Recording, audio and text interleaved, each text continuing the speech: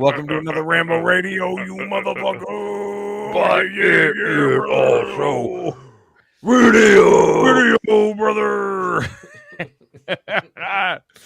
363. Yeah. That's Sure. where we're at. I'm back home, no longer, in a hotel room, Eddie. Right. I'm back. You are in the Penthouse Plaza suite at the MGM. Of the right? MGM Grand Signature Towers, working Brad Garrett's comedy club. Brad Garrett, he said he's not the biggest fan of doing podcasts. And I said, well, if I ever get you on mine, it's just going to be Triptychon questions. I hope you understand that And we're he just was going to okay with ask that? you questions about Triptychon. I think he got very excited. So it's He gonna said happen. Is what you're that saying. show gave him polyps. Maybe he said it gave him polyps being Triptychon on the old trans. I mean, there wasn't much dialogue other than "I destroy Metroplex." Right? That was pretty much the and a lot of. Yeah, it had to But be rough yeah, on the so- voice. I couldn't imagine doing that as a gig. Like that's oh my god! Like doing Triptychon for 30 seconds. I'm like, okay, I'm out. I'm done. I'm wiped. But man, here we are, the Ramble Radio, Eddie. Here we are. We had a palindrome, right? 363. 363. You think it's just you and I? Okay. Yeah, it's just you. I don't know. I Oh. think it's a screening tonight. I'm pretty sure he says he has a screening. These gag orders Yeah. keep piling up, Yeah. and it. I don't know. It's a where. mess. It's a terrible mess. It's a terrible mess. Maybe he'll be here for the Ramble tomorrow. Maybe. I don't know. I mean, I'm there's not so much counting on it. happening. A lot going on. A lot going on. I mean, you got Ivanka's now testifying. What's he gonna do with that? That's I just.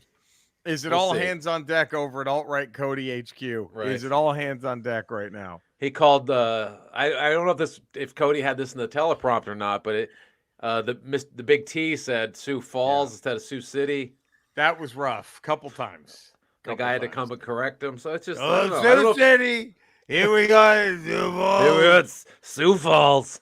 I love like the people who defend him. Like, well, I would have made the same mistake. Well, I don't want your dumbass to be president either, though. So Sioux Falls, beautiful Sioux Falls. The guy walks. I was like, he whispers in it, "Hey, dipshit, we're in Sioux City, No. Iowa."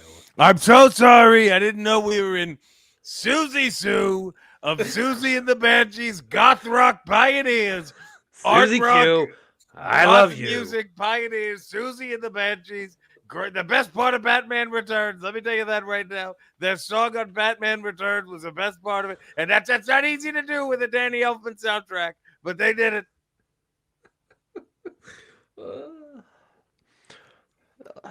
He would never say anything that cool, though. That's the problem. No, he wouldn't know any of that shit.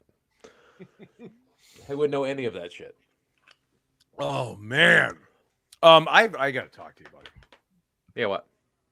I gotta talk to you right now. Okay. Um, That's what we're here for. You know what I think is becoming evergreen? Huh.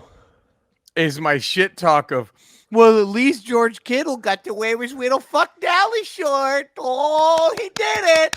Oh, he did. He had his fuck Dallas t-shirt on. George Kittle show he went fuck Dallas. Hey, I have bad news for the Niners and their fans. There's also 12 other games after the first 5. Hate to break it to you all, but there's 12 others that you have to keep playing. They're looking pretty rough. That team, I guarantee you, wanted to beat the shit out of Dallas, and they thought that was going to be, that's it. I think going into the season, they thought us and Dallas are 1-2 in the NFC, and if we beat them in Week 5, who's going to stop us, right? And I think they beat the thought shit that out of them. they could coast the rest of the season after they beat the shit out of Dallas. I think they Right. were like, oh, and then We're good. Cleveland snuck up and punched them in the mouth. They're like, oh fuck! And then Boom. next thing you know, they lose to Minnesota, and then yesterday, prime or 2 time. days ago. So And then we have the and now you have Brock Purdy who's pressing too much to try to do too much. Oh, the little because he's not- Mr. Because little Mr. Pop Warner isn't an elite quarterback. He's just a good system quarterback. But no, Eddie, but he insisted on playing quarterback. When the system breaks down, Ain't then got shit left to do. It's kind of rough. He's not Patrick Mahomes. He's Johnny Interception when it breaks down. Yeah, he's not just Patrick like, Mahomes. What do I do? He's not Patrick man. Mahomes. So, but again, remember, Dak Prescott's the only choke artist in the NFL as far as quarterbacks go. Remember that. Dak Prescott's the only one who'll choke it away for you. Just him. No one else but him. He's the only one. Just wanted to let everybody know that. Oh my God. We'll see. I'm interested in next week's game. Who are they? Cowboys Eagles. That'll tell you a lot about both those teams. I would be far more confident if the Eagles didn't have Brown. And AJ Brown's nasty. He's impossible. ain't no stopping that guy. He's a human cheat code right now. It's insane. There is zero stopping that dude. So the upside is Jalen Hurts is on one leg. That's right. If the He's Dallas playing defense on one leg. can get to him. So if Parsons can get there, yep. He's going to get him down because Jalen Hurts can't run. That was evident against Washington. He cannot run. So I don't know how bad, what the extent of that injury is. Right. But he can't move. Oh, but you know what, Eddie? You know what? Brock Purdy insisted on playing quarterback. I want to run that every time they fucking lose. Just run that on a loop. Who do they have next week? Who are the Niners? I don't know. That's a good question. I think they have a bye. I think they have a bye week. They need it. They absolutely need it. They absolutely need a bye. But we got Brian Hill and his Seahawks are top of the heap right now. Seahawks are running that division. They're running away with it now. Who would have thought that? Now, here we gotta get down to some more brass tacks though. Brass tacks it is. Yeah. Holy shit, Loki. That episode 4 was a season finale episode. That's a season finale of Gilmore Girls. That's your season finale. If Gilmore Girls went down like that. One Tree Hill. That's your season finale. That's a series finale for One Tree Hill. That's how you end Dawson's Creek. That's how you say goodbye. You just see Dawson just get turned into spaghetti. He's gone. That's how you do it. Dude, I mean, I told you this over the phone when we talked. Yeah. Had Ahsoka had Dave Filoni taken the energy that Loki season 2 has had from the very first episode of just like pedal the balls to the wall. Ahsoka would have been unstoppable. Ahsoka would have been unfucking stoppable. I mean, I like Ahsoka, but had you taken this energy into Ahsoka, fuck. Right. Like they're like, we're going. You can keep up if you want, but we're going. People like me who enjoyed Ahsoka, but boy, did I have gripes galore with those first few episodes, right? Yeah. People, I had nothing to say. Had Ahsoka been the way Loki has been, and it's seriously, it's like we don't care if you're not caught up. We're going. We're going. Here it is. You call a timeout and you watch some shit, and then you watch something else. And dude, I'm telling you, Ouroboros is the Beyonder. God damn it, you can take it downtown and print it. Now to end an episode for Victor Timely to look like he gets killed along with the rest of the TVA, with everything in existence in that timeline. I guess would we technically call the TVA the sacred timeline? Is that what the TVA is? That them? Well, apparently it sets outside of time, so it's not in a timeline. Right. That's right. And then you have the loom, which is taking all these different strands of time and sort of meshing them into trying to keep sacred them into one timeline. Right, trying to put it back into one timeline. But there's too many threads that it's overloading the loom and it's getting ready to explode. Ooh. And then we see Victor Timely go out there to try to plug up his device, which he puts that little thing in. Is that fucking Kang's fucking spaceship? Is that the device in Ant-Man Quantumania? When he shows him, hey, this is the thing I've been working on, I thought that was Kang's spaceship from Quantumania. Or the quantum core or whatever. That thingy. Yeah. The core that powers his ship. Right. Yes. And I didn't even realize it, but I gotta go back and watch Ant-Man Quantumania, but Kang's little one-seater that he flew around in, Yeah. Yeah. I just realized, maybe I'm wrong, and maybe this has probably been beaten to death on Reddit and everywhere else, but that was an homage to the Time Machine, wasn't it? Just the guy in the Seems chair, like it. right? Seems the like guy it. in just the chair going through time, Just flying around in that little chair. That's all it was. Yeah. It was like a chair, wasn't it? It was like I mean, the only difference was the chair in the Time Machine is stationary and time moves around it, where he's moving through time. But it seemed like that it was like, I just realized that was a little nod to the Time Machine. But yeah, I don't know if what he had was the core or the chair.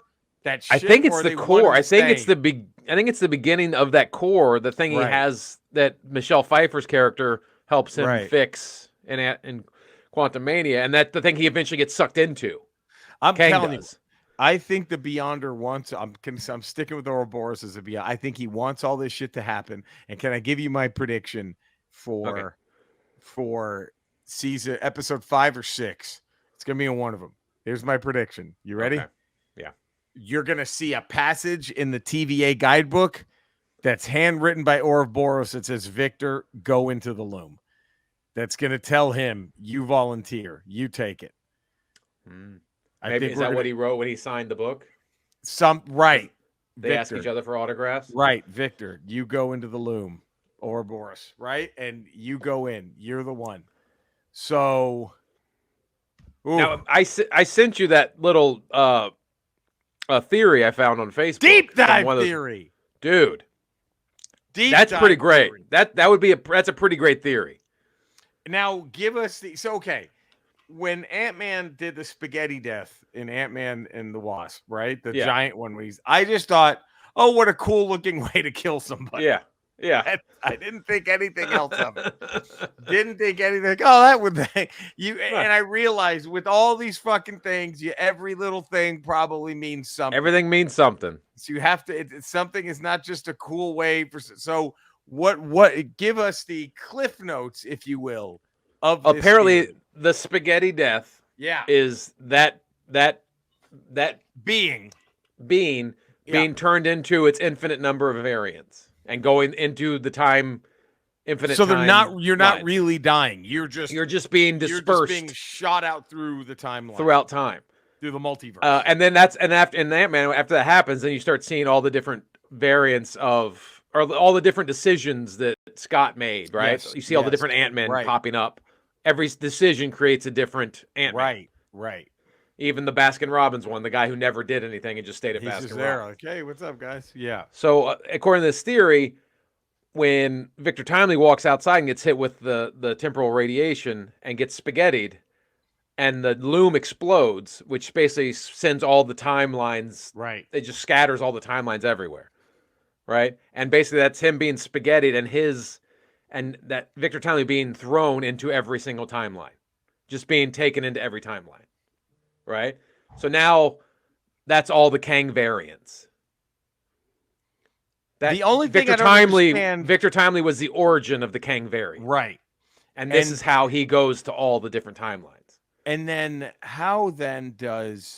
why does He Who Remains want this to happen? That's my one, wait, because they were saying this is all part of his plan, right? To start the multiversal war. But then he's already won it at the end of Thor season 1. Because time is a circle and it keeps repeating itself. Right. So he has to make sure it keeps happening. He has to make sure it keeps happening. That's why he allows Loki and what's her face? Right. Sylvie to find him. Because he says, I walked you on the path to get here. And then he gets stabbed. And I'll see you soon. Because he knows this is all going to repeat And he itself. says it again. Remember that? He does. Who's when he leaves Ravonna Renslayer. Yeah. Remember? At the end of time, he goes, see you soon. After he bumps her right. He's like, I'll see you soon. Because he knows this is all. And so this is the He Who Remains way of making sure that history stays in this time loop. That he just keeps conquering it. He keeps winning. And he keeps winning, but he has to make sure this happens in order for it to repeat itself. Dude. And it's basically going to be the Avengers' job whenever this happens, I guess in Kang Dynasty or Secret Wars, to stopping the cycle.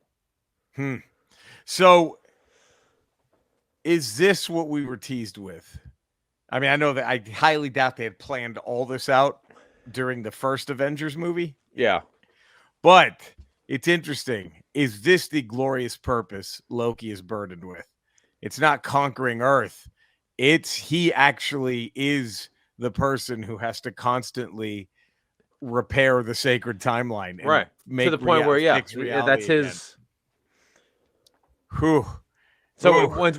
once they wipe out Kang and stop this cycle from going, Right. then free will is obviously Right. given throughout the universe or multiverse. Wow.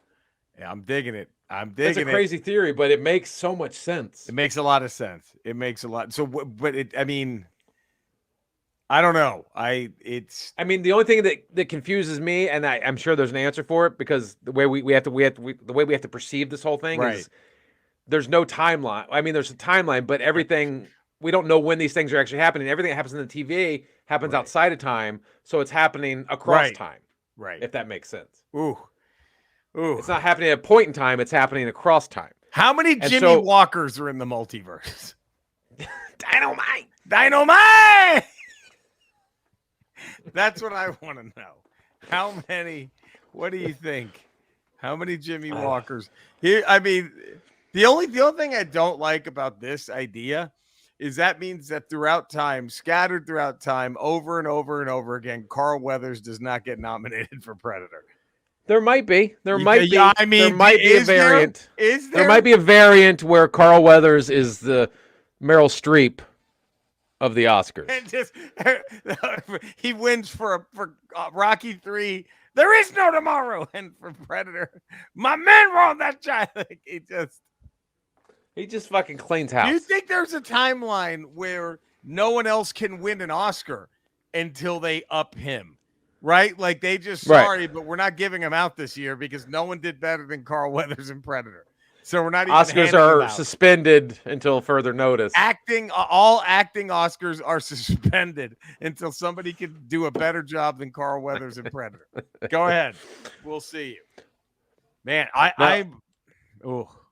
the one thing about the theory that is confusing is that one moment in the end of Loki season 1. Yes. That also times up perfectly with WandaVision when Wanda becomes Scarlet Witch. And that's when Kang has that moment where he no longer knows the future. He goes, right. So is that Scarlet Witch breaking it? That's what I'm saying. But again, we can't base anything on a point in time because anything that's happening there is happening across time. So we don't know exactly what moments are reflective in those moments. Or the point in when he says, when he's like, oh, I don't know what's going on now. Or whatever. That's the only thing that makes me question this theory of because at that point he doesn't know what's going on. No. So that's the first time at the end of Loki season 1. That's the first time where He Who Remains is like, oh wait, I don't actually. And we've seen that once before in Marvel when the Ancient One is like, this is as far as I can see. Is that moment right before she dies? Right. This is as far as I see. And that's kind of the same thing that he said. This is as far as I can see. But it's just a moment to him, and then then He Who Remains goes back and is like gets stabbed and killed. He's like, "I'll see you soon." He knows his plan's going into effect. He just didn't know happen. Something just happened that was different. So I wonder I hope there's a payoff for that. I don't want to be left hanging with the Is it the Scarlet Witch moment, or was that just a big red herring? Is it something that happens in Loki season 2 or something with Loki? That is that moment where I don't know. It's crazy. It's great. It's so good. It's so good. It's fucking come on. It's two more. And then I'm assuming we're gonna get. I mean, I know we saw the Council of Kangs at the end of Ant-Man. Yeah. But this might end with the Council of Kang. I'm assuming we're going to see the Kang variants. Forming the council forming. Maybe that's how it ends with them. Oh man! Because you have to think as soon as he gets spaghettied, there's Kangs everywhere. That's it. There's Kangs everywhere. But what I don't understand. No, so who was the guy in Ant-Man? He Who Remains? That wasn't He Who Remains, was it? The guy in Ant-Man. I think unless that was just a Kang variant, just one of the Kangs. Right. He was the most powerful Kang, I guess. Right. And he beat all the others. but I thought He Who Remains beat all the others. But he didn't act like He Who Remains. Well, the Council of Kangs took that Kang and put him into, they put him into the quantum realm because he was too powerful. And then we have to assume that He Who Remains beat the rest of the other Kangs. So the council was then defeated by He Who Remains. Yeah, that's what it seems like. Right. Oh, which makes me think the Kang that they put in the quantum realm was the most powerful, and they all sort of did the Royal Rumble. Let's get Andre the Giant out first, and then we'll see who's the best that's left. So then He Who Remains was just kind of like Flair. Half the match he's just lying on the mat, you know. He was just hanging onto the bottom rope. Yeah, hanging on the bottom rope. Gets up. So I assume that's what happened there, right? I mean, I think I have to make Andrea watch Loki season 1 and then Ant-Man and Wasp Quantumania and then make her watch Loki season 2. So she can kind of throw in her theories as well. All the time while you're edging. All the time. The whole time. That's her thing. That is her thing. Just get right there and pull back. Get right there and pull back. Christ, the people that peed on her in Vegas. My God. She came to visit for the weekend, and our whole room just smelled like asparagus pee. What? What'd you say? Well, you finally said something. Well, the asparagus pee was too far. Too far. That was the asparagus. God, she watches shitty movies. Can I just tell you, Andrea? I can't get her to watch anything I like. But she's watching. I have the same problem. She'll put some shit on Hulu, and it's just the dumbest fucking movie ever fucking made. Like The Haunting of the Queen Mary. Like, what the fuck is this shit? Well, it's better than Tracy just watches the shittiest TV constantly. It's hard, isn't it? It's just tough. Just police procedural dramas, murder shows. It's just like it's the same. It's literally the same fucking template, and it's just It's the same all the time. All day, every day. All the time. All day, every day. All day or a day, how they say. Or a day. Well. All day or a day. As fun as this has been. Uh-huh. And boy, it's been, I would think, a jolly good time. Yeah. But we do have contractual. You could use that. We have contractual obligation. Skeletor. Oh, here we go. We just found out that Andrea enjoys being peed on. Is there any weird fetishes that you have either you enjoy or you've been a part of up there on Eternia? Eddie, that's a wonderful question, and I'm glad that you've asked me that. My big thing is I like to hold people at gunpoint while we're fucking, and I make them say, "You got the biggest rod, big ass. That's the biggest cock I've ever felt, big man. Look at that cock, big guy." But to be honest, I don't have to do it because I say it automatically. You know what I mean? Because this big hog here, you don't need to coerce anyone into saying how giant it is. Because it's it's the biggest cock in Eternia. I mean, you know what I mean, baby? That's how the big ass rolls. The biggest cock. My dick is so big, it's got a kneecap. You get it? You understand? It's a huge dick. Huge dick. Swing it around, hit a baseball with it. You'll go yard. Big cock. So I really don't have that issue. It's and God, there's only one place it'll fit. My dick is so big, and that's He-Man's mother's pussy, because that's even bigger. You get what I mean? It's a big empty space in Eternia. But yes, okay. I'd like to hold women at gunpoint and tell them to tell me that my dick is huge. But I don't have to because my dick is. Remember that I don't have to because it's already huge. So don't start blogging or bullshitting about me. I think we found out there was a blog somewhere. There's some blog by somewhere. He-Man's mother. We're getting more clues. It's coming. We're gonna figure out exactly what happened. Ooh, man, that is Jesus. The breadcrumbs are the trail's getting warmer. Every loser online has to have a fucking opinion, don't they? All right, there we go. There it is. Jesus, we're figuring out more and more. Cinesnob, Cody.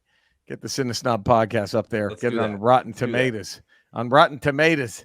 So, tomatoes, so we can fix the Loquisha, Crocodile Dundee 2 and 3 debacle. So many things to fix.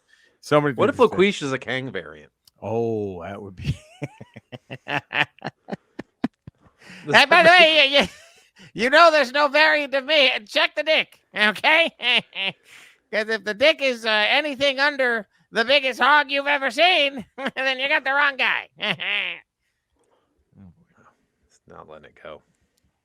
Eddie, where can everybody find you? 5 days a week, patreon.com, Yeah. The Ralph Report. Tuesdays, Fridays, Ramble Radio. Wednesdays, Ramble Proper. There it is. You can find me in the same Ramble places. You can find Eddie and Cody. I'm also streaming Twitch and Kick at Retro Rocha, on YouTube under my name. Find us, love us. You know where to do it. We will see you tomorrow for a regular Ramble. Until then, take care, everybody. We love you. Stay safe out there. Bye.